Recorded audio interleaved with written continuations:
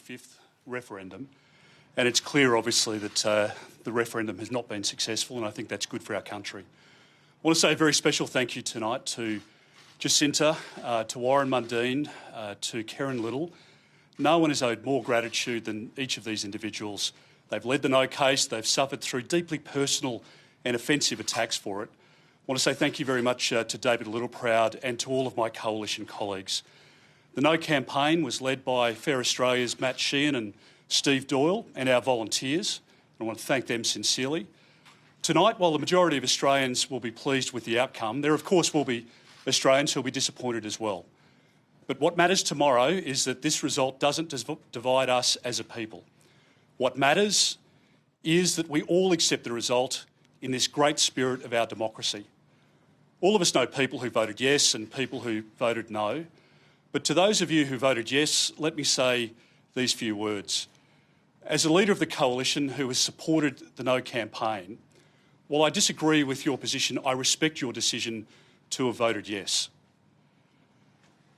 At all times in this debate, I've levelled my criticism at what I consider to have been a bad idea, to divide Australians based on their heritage or the time at which they came to our country. The coalition, like all Australians, wants to see Indigenous disadvantage addressed. We just disagree on the voice being the solution. And while yes and no voters may hold differences of opinion, these opinions of difference do not diminish our love for our country or our regard for each other. This is the referendum that Australia did not need to have. The proposal and the process should have been designed to unite Australians, not to divide us. And what we've seen tonight is Australians, literally in their millions, reject the Prime Minister's divisive referendum. The Prime Minister clearly was not across the detail, and he refused to explain or answer reasonable questions from Australians. I wrote to the Prime Minister in January of this year asking 15 basic questions, still no answers. So people from all sides of this debate are rightly and understandably disappointed with the Prime Minister. He's held the pen of this divisive chapter in our nation's history, and if he has any strength in his leadership, he must take responsibility for it. I also want to speak tonight specifically to Indigenous Australians. Like all Australians, some of you will have voted yes, and some of you will have voted no. Those of you who voted yes will be hurting. To Indigenous Australians contending with difficulty and disadvantage, I will do my utmost to lead with courage and to do what is right to implement the practical solutions required to improve outcomes and close the gap.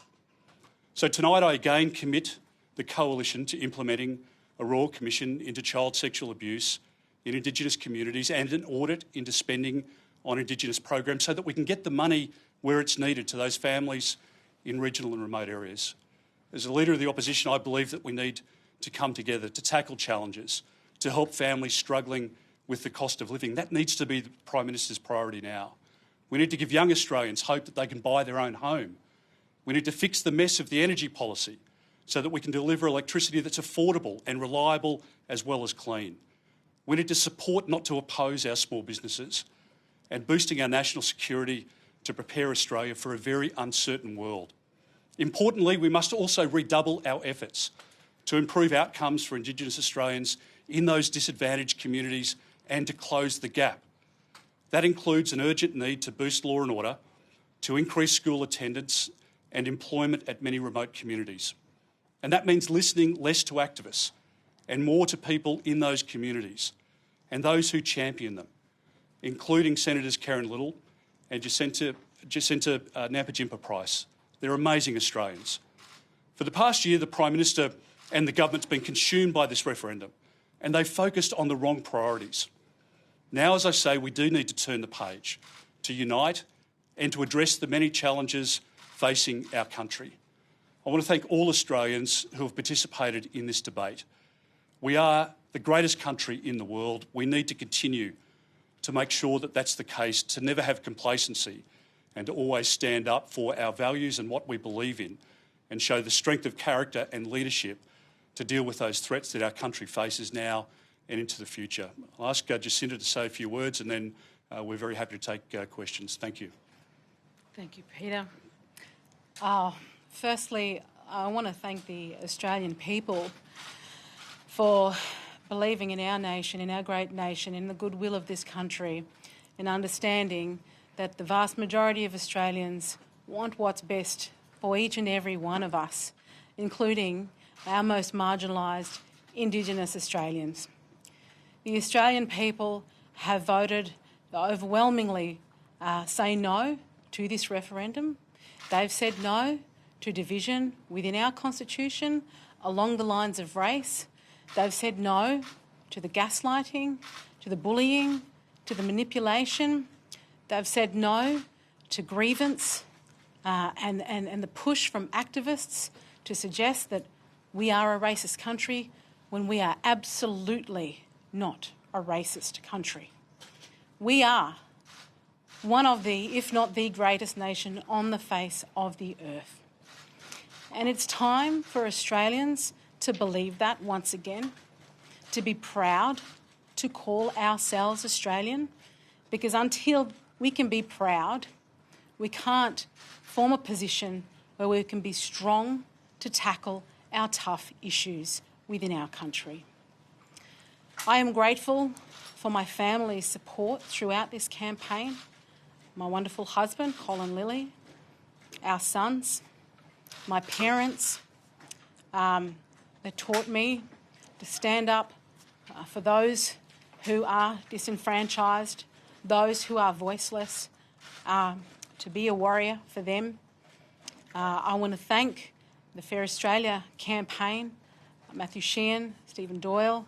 I want to thank my wonderful colleagues in the Coalition, the leadership of Peter Dutton and David Littleproud, the Nationals, for coming out, drawing a line in the sand and saying no to this proposal very early in the piece, so that Australians could understand that it was okay.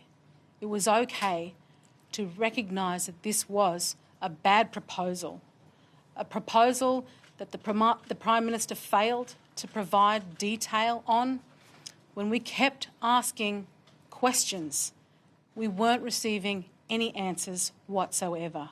We could not be shown with any clarity, or it could not be demonstrated how this proposal was supposed to support our most marginalised Indigenous Australians, those who belong to some of my close family members. For me, my family experienced 3 funerals yesterday. For me, my family are still sitting in communities where largely they have been exploited for the purpose of somebody else's agenda. This referendum has yet been another one of those agendas where it was suggested that 80% of Indigenous Australians supported this proposal when we knew that was not the case. When I knew, having spoken to people throughout the Northern Territory, to Indigenous people from the Northern Territory and right across the country, particularly in my role as the Shadow Minister for Indigenous Australians, that a vast group of Indigenous Australians did not support this proposal. And it has been a shame that throughout the campaign that we have been accused of misleading this country through disinformation and misinformation when it was a campaign of no information whatsoever. And that we called out where the Australian people were being misled, whether it was the claim that 80% of Indigenous Australians supposedly supported this when we know that they didn't, when it was the claim that this was just a simple advisory body when the words advice, advise or advisory didn't even appear in the question nor the proposed chapter. The Australian people were misled and the Australian people saw this for themselves. And that is why the Australian people decided to vote no to this proposal. I look forward to the future. I realise that much work has to be done for us to be brought together as a country, because it has been such a challenging and heart-wrenching time for many Australians. For those of you that voted yes, please know that we as a coalition have always got the best interests of all Australians at heart. We want to make sure that we are fighting for a better future for all Australians. But going forward, we need to prioritise where our most marginalised are. As I've always said, the gap doesn't exist between Indigenous Australia and non-Indigenous Australia. It exists between our most marginalised that we know whose first language isn't English, who live in remote communities, and the rest of Australia, including the middle-class Aboriginal Australia that are doing really well for themselves, for ourselves. We need to focus our efforts to where our marginalised exist. And we need to listen to their voices. And as Peter said, no longer listen to the voices of the activists, of those pushing ideology onto us. The Australian people have said no to this. The Australian people want practical outcomes, a unified country where we can move forward together. Once again, I want to thank the Australian people for delivering this result. We hear you loud and clear. Thank you. Well said, Jacinta. Very happy to take questions. Opposition Leader, the referendum is now clearly defeated. What is the first thing you're going to do tomorrow for Indigenous Australians? Well, I think the most important thing we can do is continue the work of Jacinta Price and Karen Little. They will lead a process on behalf of the Coalition to look at our policies that we'll take to the next election. I can announce that tonight. As I said, we called last year for a Royal Commission into child sexual abuse within Indigenous communities, and the government should take up that offer immediately. There's bipartisan support in relation to that very important issue, the sanctity of those children, their childhood, and making sure that we support them and reduce violence and domestic violence in those Indigenous communities is absolutely central to our plan. The work that Jacinta and Karen will be doing will concentrate very much on calling out where the money is not being spent appropriately, where it's being diverted, and making sure that the money that taxpayers work hard for and give to the government, that money can be spent appropriately and prioritised in those communities where the practical need is most, and for families, for education, for health. That's what Australians have voted for today. They haven't rejected Indigenous Australians. They've rejected the voice and the government's proposal, which deliberately wasn't explained to them. But they haven't rejected Indigenous Australians, and we are all dedicated to making sure that we can do everything possible to improve their lives. Why do you think the No campaign was so successful? I think there are a number of reasons. Clearly, Australians were always going to reject a proposition which divided us into different categories. One of the great attributes of the Australian public is that we all see ourselves as equal. And it doesn't matter if you came here 6 months ago, as Jacinta and I have repeated as we've gone around the country, or 60 years ago, or 65,000 years of ancestry in this country. We're all equal. We're all equal Australians. And I think the Australian public rejected the Prime Minister's proposition to divide us on the basis of ancestry or race, and that's a great thing for our country. We shouldn't shy away from that. Our nation's rule book is incredibly important. It underpins the success of our country. And Australians have stood up today to defend that, to defend our history and to make sure that our future is certain. And Jacinta and the work that she's done, Warren, Karen and others, they've been key advocates in much of that messaging, but I think Australians have risen up tonight. They've stared down division. They've rejected a proposition that wasn't properly explained to them. And I think Australians should be very proud of that outcome. Senator Price, a generation of Indigenous leaders like Noel Pearson and Marcia Langton have campaigned for the last 15, 16 months, indeed in some cases for decades, for a voice in Parliament. They've been roundly defeated tonight. They've also been, at times during this campaign, personally critical of you. Is it time for that older generation of Indigenous leaders to lead the stage, and has the torch passed to you tonight? I think it's time for a new era in Indigenous policy, in the Indigenous narrative. We have to step away from grievance. Attempting to bring about change through grievance has evidently got us nowhere. It's time to accept that we are all part of the fabric of this nation, that Indigenous Australians are also Australian citizens, that Indigenous children, their human rights should be upheld just as any other kids. We should not be lowering standards.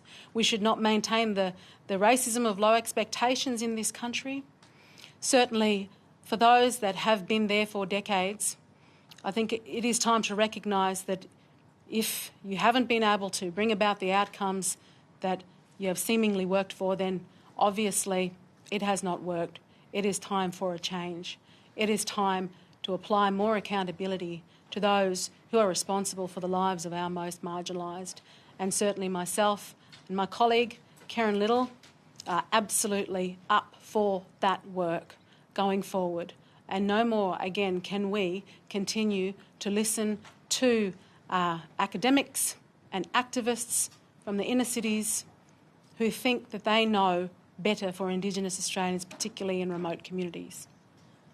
The Prime Minister spoke of the role of the media, the role of the No campaign, but of course it was he who decided the timing, he who decided not to change the language, he who decided that once it wasn't bipartisan that it was to continue. What is the lesson the Prime Minister has to learn, not just about the result, but the way that this all played out?